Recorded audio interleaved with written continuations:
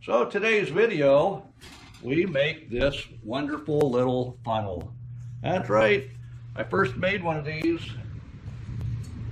52 years ago using a bead roller at school. This is a shop class project. It's been at my dad's place for the last 52 years. After I finished it, I put it in his garage and he's used it ever since. So I decided I would make me another one. This was made from scrap metal from around the farm here. And you see the pattern I used. And this is a scrap piece of metal that is on one of those IBC totes with the labels on it. And it's the perfect size metal to make a funnel. And you see, this one, at least I got it on straight. It's a little bit smaller, only because I need a small one for putting oil in lawnmowers and tractors and things like that. I did use the bead roller to put metal in, and I'll show you that as I make this one. And it all worked out great. So this was one of my first opportunities to use a bead roller was in high school. I happen to have looked up, just for references, you can find these on the interweb, so you can make any size you want. The farther around they go, the wider they'll be. The less they go, the steeper the funnel will be. So I'll go ahead and put this in fast motion, and we'll go ahead and cut this out. That way you're not having to sit there watching me cut this out. All right?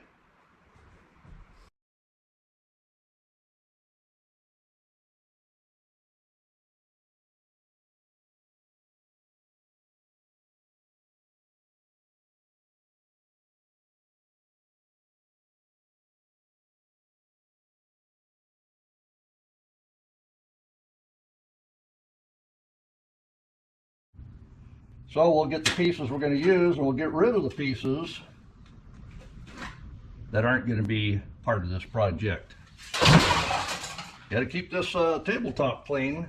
So the next step, and this is a quick, easy project, is to start forming that around something that is round. So we'll take this bead roller handle. Can you see that? And I'll start shaping it into a round shape. And we're going to need to do a little bit of hammer work too, but find something that's round, something that's stable, and start working it around. And as soon as you think you have it close, that's the time to work it with the hammer to bring the pieces together.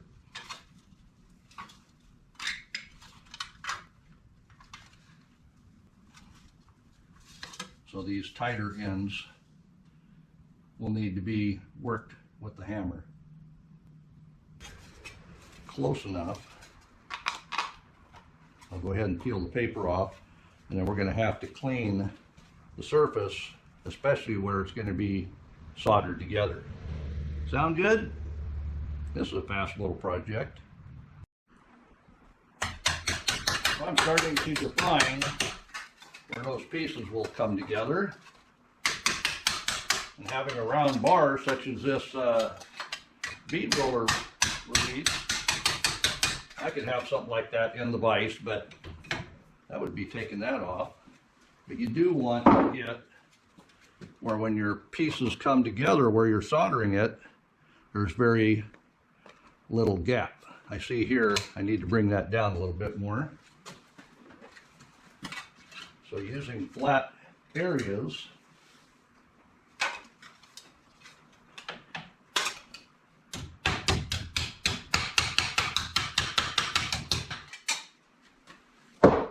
take a look at that. And you see I have notches cut out here because that will be rolled on the bead roller to put the metal in that'll hold this outer rim stiff. Make sense? before I solder that, I got to get all these edges clean. So I'll clean this all of this metal.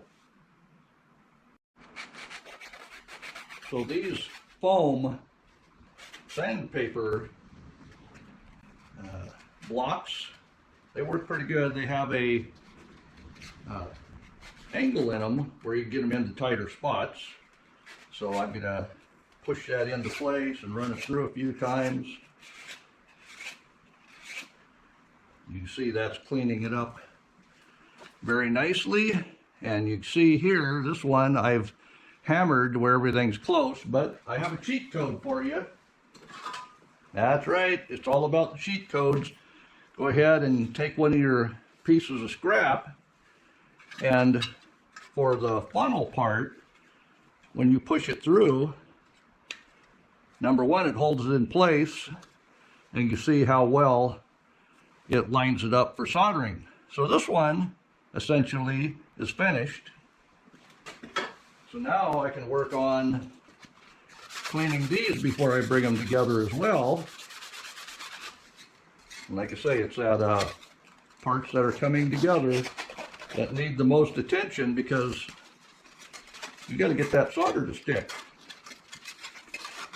So I'll go ahead and work on this, and we'll be right back with you when we go to solder.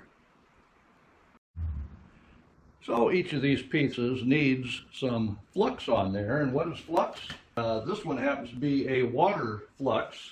And I'm going to use that just because it's a paste and it'll stay there while I'm soldering it. And I get enough in there that when I put it in my form, you can see it has plenty of flux including on the inside, so that solder will flow underneath the two layers holding that together. And the only reason I use that instead of the liquid style flux is because I want it to stay between the joints. If this were something on the table, I could use the other, but we'll go ahead and get a solder bead here, solder bead down here. I can take the pliers off and then go ahead and solder up the rest of it. So let's get that iron hot. So this one is a 100 watt, which is, this one was made for glass work. If you stain glass and you need to solder your pieces together, this one gets hot enough to lay the bead down. So you can get a nice enough one. It's just, this is my old one, so I use it out in the shop. One thing I like to do is get a little bit of that flux on my solder. Go ahead and start warming up the metal. I've got a solder bead on there. You see it stuck to it already. And you want to use this in a well ventilated area if possible. This is a garage here, so shouldn't be anybody complaining about anything I'm up to today.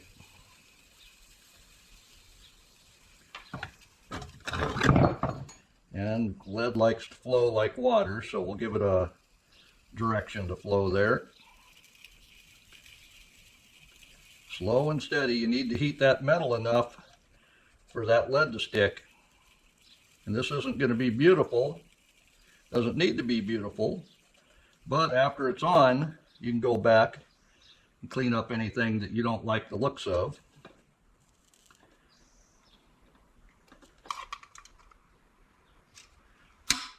And then I can get a bead right here. Then I'm going to do a little bit of work to close that gap. Like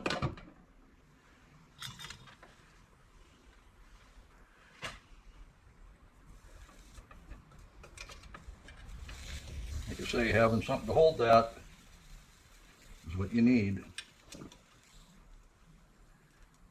All right, I'll let that warm up. Pop this off. Looks like it's holding, but I do want to close up that gap. You see that gap? So I'll be right back. So you see that gap is closed up. So I'll go ahead Get my wire ready. Lead, that's lead solder. I'm going to hold this so I can get the lead that I'm using here to flow into that seam. And the best way to do that is keep your fingers out of the hot spot. Get you a good gob of lead, because that lead will help transfer that heat into the metal.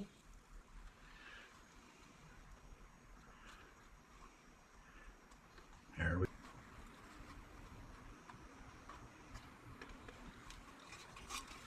Here, I think that looks good.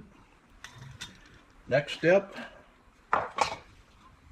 go ahead and hammer this around. So basically, I can take a big ball peen and start that swedging out. That'll test your soldering skills as well. But basically, I need that to swell out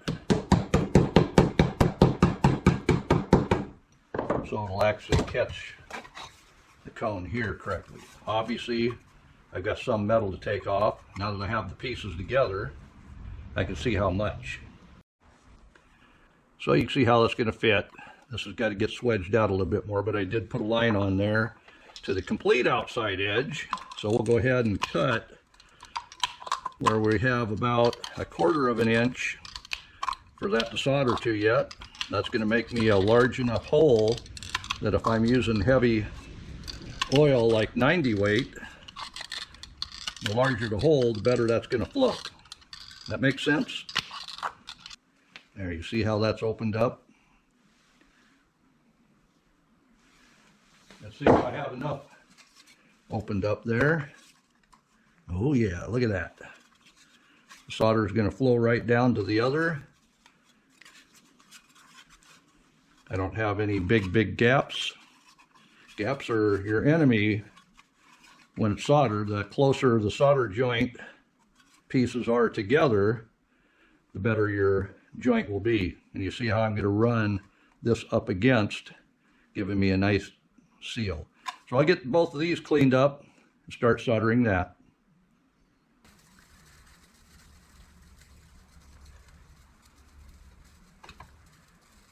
I'm taking care to heat up both sides of that metal. Doesn't hurt to have a little bit of flux, especially when it's this water-based stuff. I like it. I like it a lot. So if you're good at this, you can do this in about 20 minutes to get to this point. So basically what I want is the edge, and you see I have the dimple at the top and the die at the bottom. So it's going to dimple it down, and that will leave a trench on the outside of it. I don't want it on the inside. We'll go ahead and start cranking this down. I'll try to do everything where you can see it, keeping my hands out of the way. And the other important thing is keep your funnel level right here as you roll, and I'm keeping that edge right against the ditch. So as I roll, everything is staying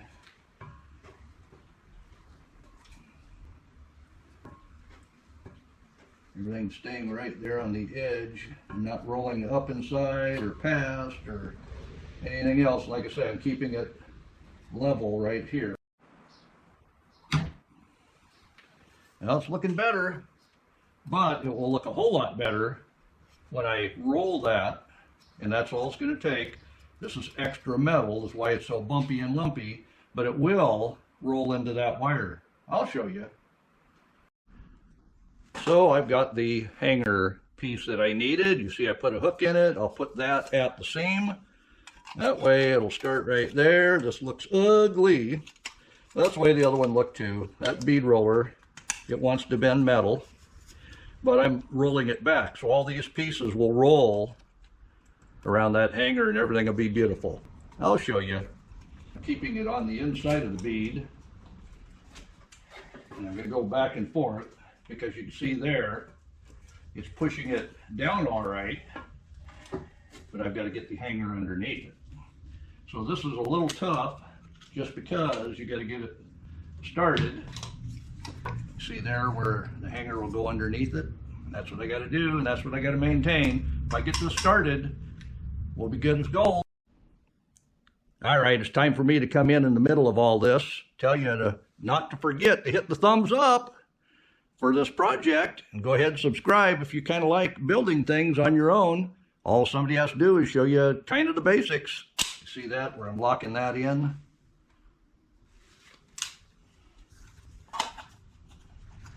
It's working. Don't give up.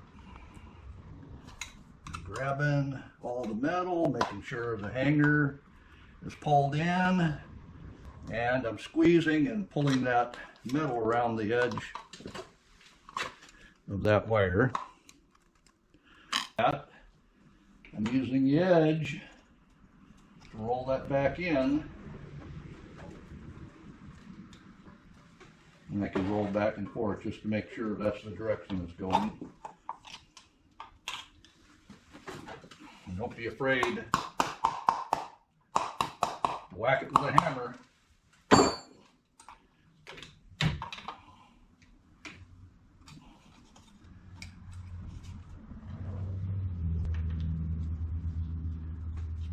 I'm holding that down so it forces that edge to roll the way I want it. So this took a little over a half hour to make. This is my original one. You see it's been bead rolled here on the edge. You see here, this one is as well. I can clean that up a little bit. I'm gonna get a little bit more solder here and cut that little tab off. And then we're gonna be great. At least that one is straight. I got a good size hole, so the 90 weight oil will flow. Well, we don't put 90 weight in the lawnmower, but you know what I'm talking about. So in review, rather than buying a 99-cent funnel, we can make one that's cleaned up, looks like that. This is the one we just made in this video. And here's the one I made over 50 years ago. Yeah, it probably got dinged in class because that wasn't straight, but that's all right. It's already lasted, I think, 52 years. So if you want extra points on your funnel project, I had to use the bead roller to put that metal in the edge. You see here, there's a place to hang it, but running it on the wire wheel of a grinder, clean that up nicely. So save your plastic one for any food grade items that you might have. But if you're making these for automotive uses, for engine oil, transmission oil, lawnmower oil, anything non-food related, because I did use lead solder, and this could be galvanized metal as well. I'm not exactly sure on that. I'm not going to taste it to find out, but for the extra points, I've cleaned these up on the wire wheel. What do you think? What kind of a grade would you give me?